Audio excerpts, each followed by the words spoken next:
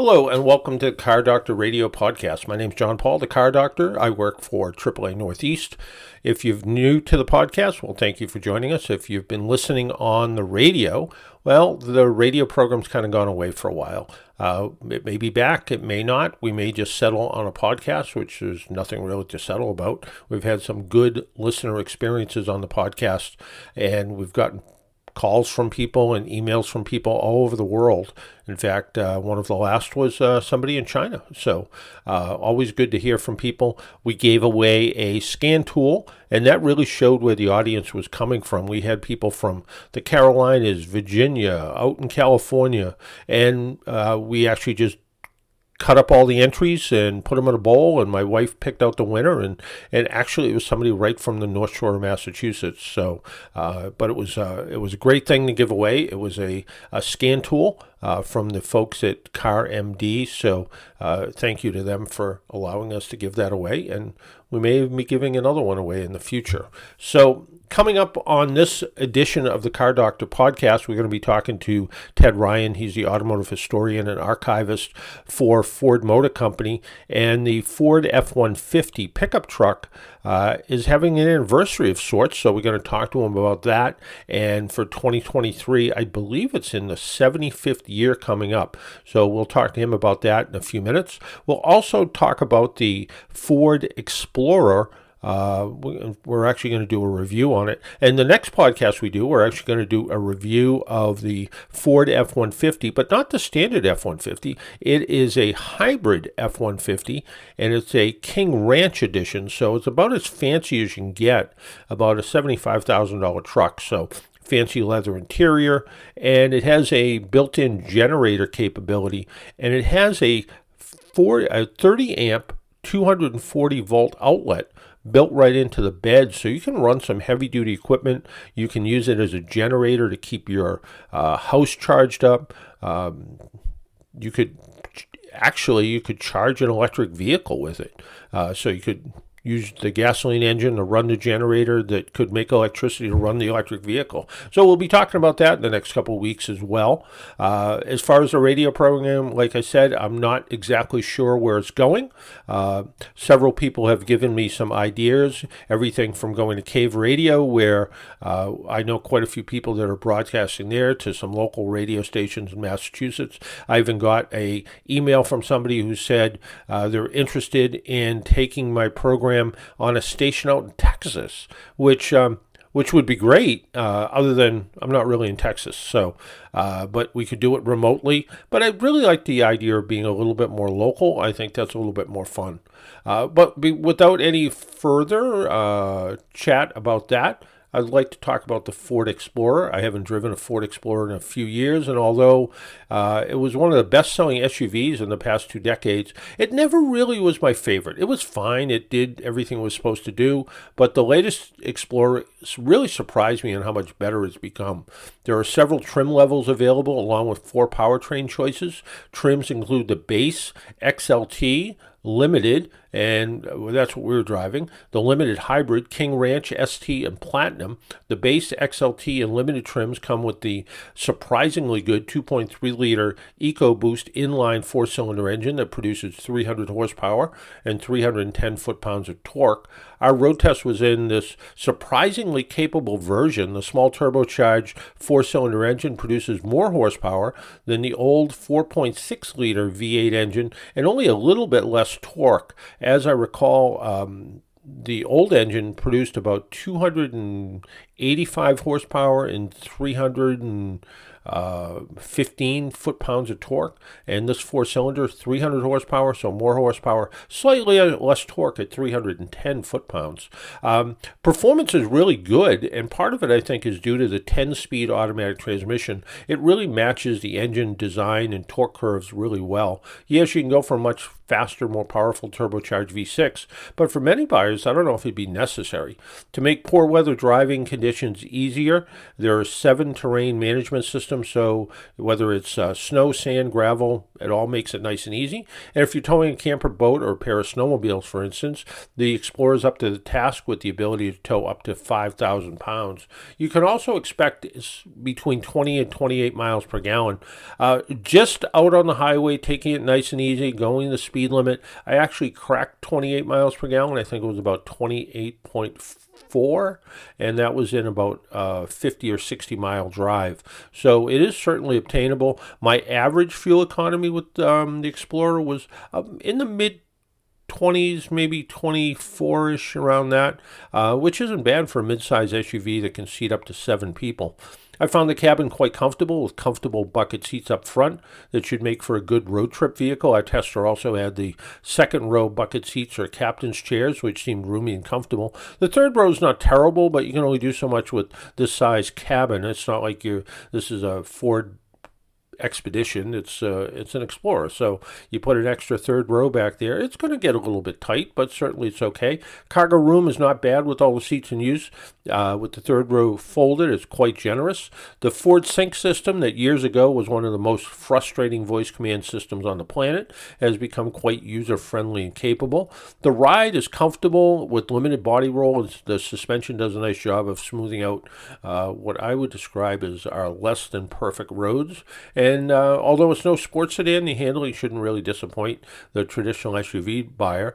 The bottom line is the Ford Explorer is a good SUV. It might not be a great SUV, but it's a good SUV. The interior suffers a bit from some budget cuts, and the last redesign didn't exactly make it a head-turner. That being said, if you're looking for a vehicle that's well-rounded, capable, has strong safety features, comfortable seats, and a roomy interior, the Explorer by Ford is worth a look. So certainly that is a vehicle, if you want to take a look at and see what's going on, I think you'll find it very pleasing. If you have a question about new cars, or you have a question about cars in general, you can always send me an email. My work email is jpaul@aaanortheast.com, jpaul@aaanortheast.com. Or you can go to AAA.com/cardoctor, and you can leave a question there as well. Some of the questions that we've gotten in recently, someone was hoping for a little insight on an air conditioner issue with their 2013 Chrysler Town & Country van. They had a mechanic take a look at it, and they definitely said it has a leak in the rear evaporating unit. This actually has sort of like two air conditioner systems, one in the front and one in the back. It requires a complete replacement and will cost about $2,500, which they said, yikes. In the meantime, the mechanic, charged the system back up, and the air conditioner seemed to run nice and cold, but then all of a sudden, the blowers in the back of the van stopped working altogether. No air is moving whatsoever, and this all happened within the past 3 days, and they don't think it's a leak because it happened that quickly. Any thoughts on why the blower stopped moving air? And typically when a blower fan stops working, it's one of several causes.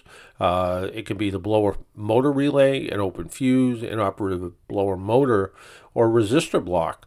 The inoperative blower motor or switch or wiring is probably kind of more one of the things that's more than likely the issue. It doesn't have anything to do with the low refrigerant charge. I don't think that's the issue at all, because I guess the front part is still cool, the back is just not working. So perhaps when they were checking things and looking for leaks, they loosened something up and maybe knocked a wire loose on the fan, which is probably the problem.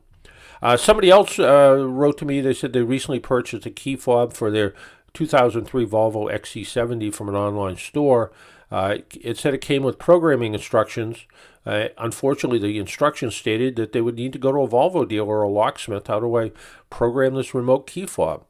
Well, some key fobs you can easily program, kind of with putting the key in the door, locking and unlocking the doors, hitting some buttons, and all of a sudden magically it programs. Others require specialized tools and software to perform the programming. And this is the case with this Volvo key fob. You're going to need to find a specialized automotive locksmith or return to a Volvo dealer and have the key programmed. So, sometimes you got to read the small print that comes with some of these online offers and see if it says, how to program it. Is there instructions? And again, some of these, You might get them, and you can still save some money, but the idea that you might go to the dealer, and the dealer might not even want to do it if it was an aftermarket key fob. So they might say, well, we don't do that. Someone said they were confused. They were being asked to limit air conditioner use over the summer to prevent brownouts, but were also told it would be best to buy an electric car. Can you explain this? Yeah, it is. I've spoken with people who are responsible for the power grid, and they tell me that the grid's capable of supplying more than enough electricity.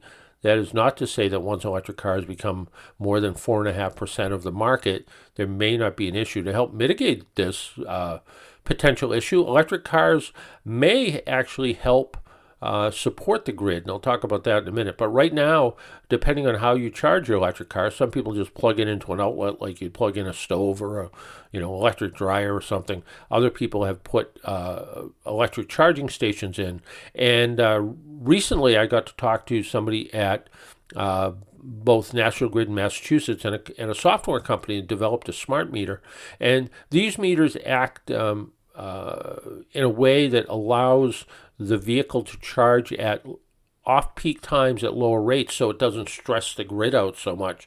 So, at 5 o'clock when people are starting to make dinner and people are coming home and electricity use is high, and maybe people have come home and their air conditioning hasn't been on and they're turning the AC up, not a good time to charge an electric car, but maybe at midnight, that's a good time to charge an electric car. And the advantage of off-peak charging is it's usually at a little bit lower rate. The other thing that might happen in the future is some of these electric cars are going to work as storage devices. So you're actually going to be able to store electricity in the electric car battery.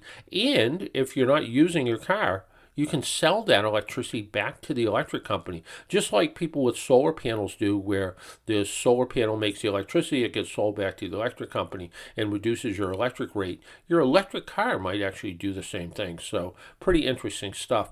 And this isn't the future. This is something that can be done now. And we'll have to wait and see how it all works out and as it becomes more popular. We're going to take a little break. And when we come back, we're going to talk to our buddy Ted Ryan from Ford Motor Company. Well, there's an anniversary of sorts. The Ford F-150 is getting up there in age, I guess. 75th anniversary of the Ford F-150, or Ford F-Series trucks, I guess. And with us is our friend Ted Ryan, the Ford historian and archivist for Ford Motor Company. Ted, can you tell us a little bit about this anniversary celebration? I can. The F-Series debuted on January 16th, 1948, so 75 years. But as part of it, we've introduced a brand new Heritage Edition for the F-150. The order banks are going to open on that in July, and it'll go into production in September. But it's got your classic ABA paint scheme. Back when I was growing up, we called it two-tone. Where you had the one color, then your mid panel was another, and then you repeated the top color and the bottom. I remember the classic red and white two-tone pickup trucks. Now that we're in 2022, it's gotten a little bit fancier. We've got antimatter blue and carbon gray, and but the impact is still there, and the goal is to celebrate 75 years of the F-Series. And the F-Series truck still continues to be pretty much the most popular vehicle on the planet, right? It is. It outsells every other truck. In fact, it's one of the top selling vehicles in general. And it's done a bunch of different milestones. But to me, the time period, I always look back, well, I remember them too, but 73 to 79, when the F-Series became the F-150, and the F-150 became the best-selling truck. For those who don't know, you had the F-1 was what was introduced in 1948, and then F-100 later after that. And then the F-150 series introduced in that later time period. But that's when you get the Built Ford Tough moniker. And the the crew cab, I want to make sure I get our super cab arrived in 1974, and the F-150 a year later in 75. That's the halcyon period of when the F-Series really became the F-Series. It became the best-selling truck of all time. And you mentioned the F-100. The F-100 was one of those vehicles that is still you see one by the side of the road today, or you see one in a parking lot, it just turns heads like crazy. It is a vehicle that just, I don't know if it's the nostalgia of it or the lines of it. I think it's the lines. Yeah, it does a really good job of getting people's attention. I know whenever I see one somewhere and I post a picture on Facebook or Instagram or something, it always gets a ton of comments because people like it so much. And the F-Series trucks, if you remember kind of being in an F-Series truck and kind of looking back to the very first, the F1 version, they've grown up a lot too, haven't they? They have grown up a lot, but give me 1 second. And the intent on all of these has stayed the same. The language around the introduction, I'm going to read you. So pardon me, here's the opening. Friday, January 16th, 1948. Driver comfort and efficiency were among the primary considerations of engineers and designers who created the 1948 Ford trucks, shown to the public for the first time today. Cabs for the new trucks have been redesigned to assure, I love this phrase, living room comfort. They provide 7 inches great. You know, it reads like the same thing that you would see today when you're trying to decide between your king cab and your this and that. And so for 75 years, Ford has been finding a way to make trucks that our customers really want because we understand who they are and what they need. And that first line that you just read could also be the first line of the introduction of the Lightning pickup. It could. Yeah. You know, everything old is new, or everything new is old again, or vice versa. Yeah. And I actually, this is some inside baseball. I shared this press release with the Lightning team a couple of years ago when, you know, D Ford, the design group, and I said, look at how well we understood our customers and what we're telling our customers. They want living room comfort. They want, but a little bit further down, it talks about windshield provides this, and your towing capacity. You know, yes, the meat and bones are going to be there, but you got to have the nice sauce on top, and you got to know how to make a truck that appeals to your public. And the F-Series truck, I mean, if it's a work truck, it's a work truck, but the F-Series truck still in kind of its upper level trims still shows up at the front of the valet stand. It does. I was joking. My come to understanding moment was calling an Uber in Austin, Texas, and having him pull up in a full king cab, you know, top of the line XLT trim, everything pickup truck, and 5 of us got in that truck and we're all comfortable. And he was a contractor for a living, and he did Ubering at night, but his truck was immaculate and it was beautiful. It's like, okay, this is a lifestyle choice that I can work, but I also have the luxury I need to just relax. Yeah, absolutely. And tell us again about this anniversary edition. The paint job is unique. Are we going to see any other unique features that kind of set it aside that make it that anniversary edition? There's a couple, and just to make sure I'm accurate, distinct seat trim covers featuring more unique inserts plus embossing on the console. And when you get to see them in person, look for some Easter eggs. With all the Ford products, there's always a couple of Easter eggs hidden in there that you can look for. But the different colors are race red with upper and lower carbonized gray, Atlas blue with upper and lower agate black. My favorite is antimatter blue midsection with upper and lower carbonized gray, and then avalanche, which is the white with upper and lower black. So imagine black with a white stripe down the side with another black toning at the bottom. They're going to be beautiful. They are. That's a tuxedo truck. Yeah, it is. When I was growing up, we called them the two tones. Right. And that was actually how Ford branded them.